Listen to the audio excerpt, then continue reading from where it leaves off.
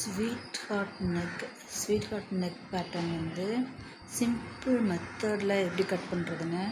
Sleeveless skirt portion வந்து இன்னும் plan பண்ணல.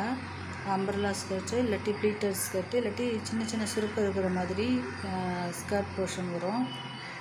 மேலே ஸ்லீவுக்கு வந்து தனியாக அட்டாச்மெண்ட் இருக்குது. ஸ்லீவ் ஷோல்டர் லெவலில் வந்து தனியாக வந்து அட்டாச்மெண்ட் கொடுத்துருக்கு.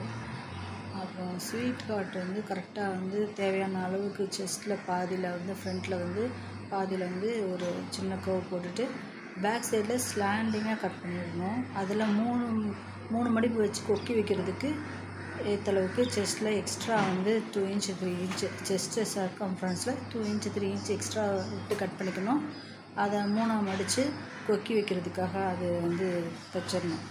கொக்கி வச்சுட்டு அது ரோப் வைக்கிறதுக்கும் ஃபோர் லூப்பு அட்டாச் பண்ணணும். அதில் வந்து ரோப் விடுற மாதிரி ரோப் விடும்போது செஸ்ட்டு வந்து தேவையான அளவு நம்ம டைட் வச்சு கயிறு கட்டிக்கிற முடியும்.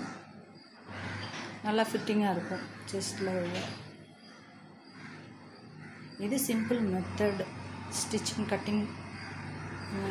கட்டிங்கும் அதோட இந்த மெத்தடில் ஸ்டிச்சிங்கும் ரொம்ப சிம்பிளாக இருக்கும், ஈஸியாக இருக்கும்.